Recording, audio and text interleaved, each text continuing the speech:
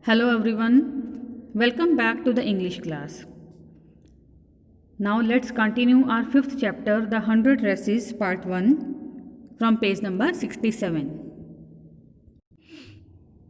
Today, even though they had been late to school, Maddie was glad she had not had to make fun of Wanda. Now, Maddie and Peggy, they both had been late to the school, but Maddie was happy that today they had not made fun of Wanda, as I had already told you, as we had read in the chapter, that she was also a very poor girl, and she was thinking that when everybody would come to know about his real position, they would make fun of her also. Now she was happy that they had not made fun of Wanda. She worked her arithmetic problems absent mindedly. 8 times 8, let's see. She wished she had the nerve to write Peggy a note because she knew she never would have the courage to speak right out to Peggy to say, Hey Peggy, hey Peg, let's stop asking Wanda how many dresses she has. Now, she was doing her arithmetic problems, but she was doing her work very absent mindedly. As she was lost in her own thoughts, she was thinking about Wanda, and also she wanted to talk to Peggy about Wanda, that now they would stop talking about dresses, but she had no courage, she had no guts to speak before Wanda, so she thought that she would write to Peggy.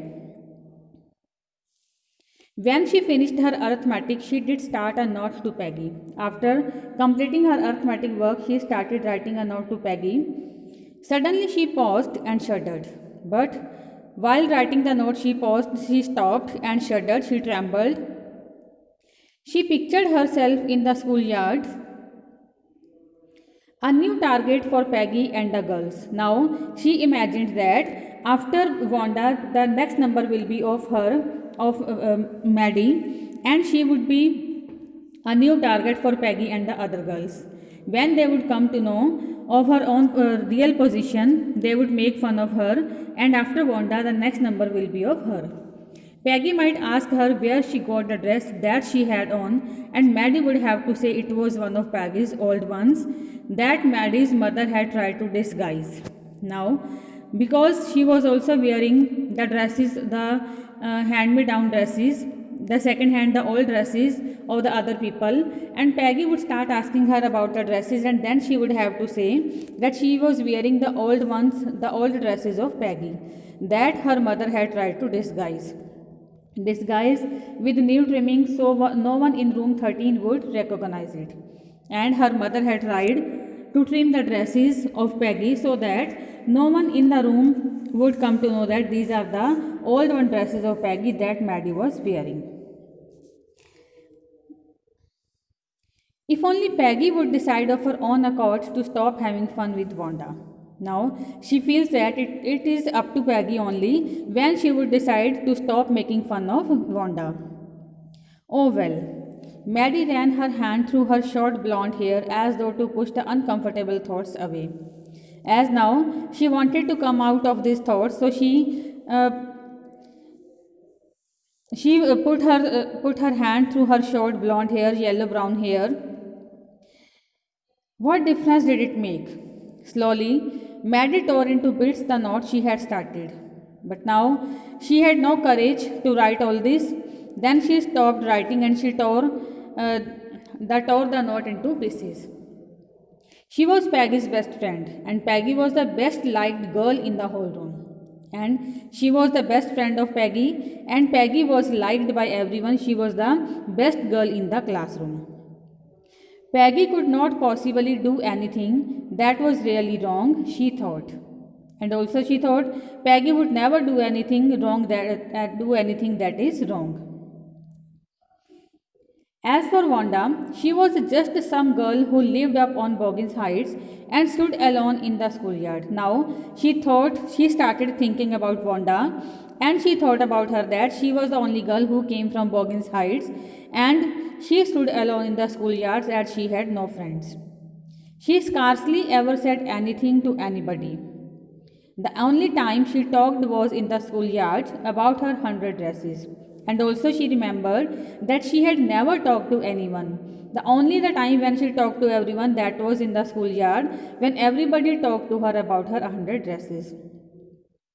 Maddie remembered her telling about one of her dresses, pale blue with color trimmings, and she remembered another that was brilliant jungle green with a red sash. Now she thought that she talked about her dresses, she had talked about her pale blue dress with color trimmings, and once she had talked about her brilliant jungle green dress with a red sash. You would look like a Christmas tree in that, the girls had said in pretended admiration. But when she would talk about her dresses, when she would talk about her green dress, then the girls would make fun of her, and then they would say her that in this dress she would be looking just like a Christmas tree. Thinking about Wanda and her 100 dresses all lined up in the closet, Maddie began to wonder who was going to win the drawing and coloring contest. Now she was thinking about the 100 dresses of the Wanda. Now at the same time she started thinking of the drawing and coloring contest that was going to be organized in their school. And also she was wondering who would be the winner of this contest. For girls, this contest consisted of designing dresses, and for boys of designing motorboats. Then the theme of the contest was that girls would design the dresses and the boys would design motorboats. Probably Peggy would win the girls' medal. Peggy drew better than anyone in the room. And she was very much sure that Peggy would win this contest as she was very good at drawing than anyone else in the room. At least that's what everybody thought. She could copy a picture in a magazine or some film star's head so that you could almost tell who it was. She was so good at drawing that she could copy a picture of a magazine or she could draw some film star's head, and everybody was very much sure that she is a very good artist. Oh, Maddie was sure Peggy would win. Well, tomorrow the teacher was going to announce the winners, then they would know. Now, Maddie was sure that Peggy would win the contest, and the next day the teacher was going to announce the result, and then they would come to know who was the actual winner. The next day, it was drizzling. Drizzling means a very light rain was falling. Means there were only the drops of the rain were falling. Maddie and Peggy hurried to school under Peggy's umbrella. Peggy was carrying umbrella with her, and then Maddie and Peggy ran to the school under Peggy's umbrella. Naturally, on a day like this, they didn't wait for Wanda Petronsky on the corner of Oliver Street, as they were very much eager to know the result, as the result was to be announced by the teacher today. So they didn't wait for Wanda Petronsky on the corner of Oliver Street. The street that far away under the railroad tracks and up the hill led to Boggins Heights. They didn't wait for on the Oliver Street, on the corner of the Oliver Street, for Wanda Petrosky, and it was that road that led to Boggins Heights. Anyway, they weren't taking chances on being late today because today was important, and they didn't want to be late for the school as it was very important day. Their result was to be announced.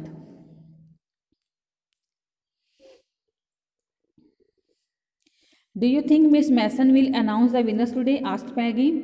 Then Peggy asked a question to Maddie. She wanted to ask if Miss Mason, who was the teacher of them, Miss Mason would announce the result. Today she would tell them about the winners.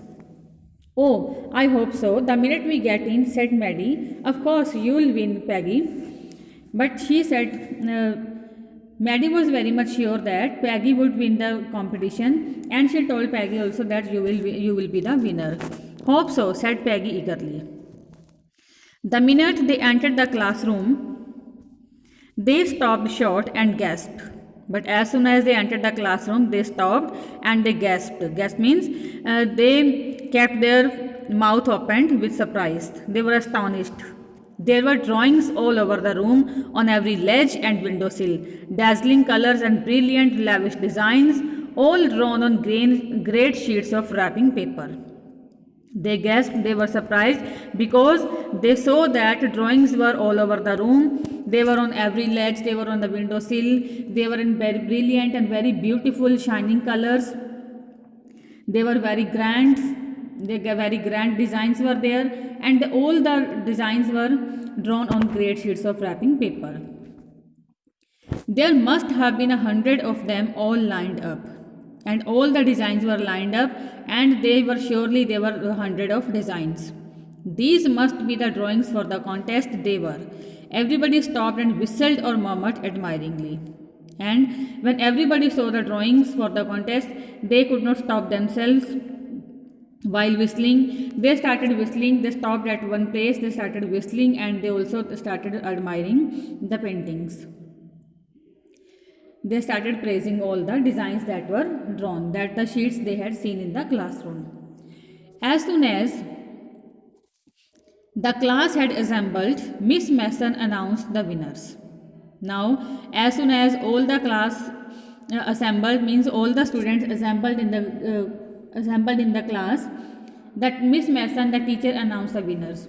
Jack Bagels had won for the boys, she said, and his design for an outboard motor was on exhibition in room number 12, along with the sketches by all the other boys. Now, the winner from the boys, the winner was Jack Bagels, as he had designed an outboard motor, and his painting was kept for the exhibition in room number 12, and also the sketches of the other boys were also kept there. As for the girls, she said, although just one or two sketches were submitted by most. Then she started talking about the girls. Now she was going to announce the name of the girl who was the winner. She said that mostly all the girls had submitted one or two sketches. One girl, and room 13 should be proud of her. This one girl actually drew 100 designs, all different and all beautiful. But then she said that there is only one girl, and it is room number 13 that everyone would be proud of her, because this girl had drawn 100 designs, and all the designs were different, and all the designs were very much beautiful. Now here, when the teacher was going to announce the name of the girl who was the winner, she said that although mostly all the girls have submitted only one or two paintings, only one or two sketches, but there is only one girl for whom the room number 13 should be proud of, that she had drawn 100 dresses, 100 designs, and all the designs were very much different, and they all were beautiful. In the opinion of the judges, any one of the drawings is worthy of winning the prize. And also, it was the opinion of the judges that every drawing is very beautiful, and any one of the drawing is worthy of winning the prize. They mean to say that you can pick up any one of the sketch out of these hundreds, and that one would be the winner. I am very happy to say that Wanda Petronsky is the winner of the girls' medal. And then the teacher announced the name of Wanda Petronsky. She was the winner of the girls' medal.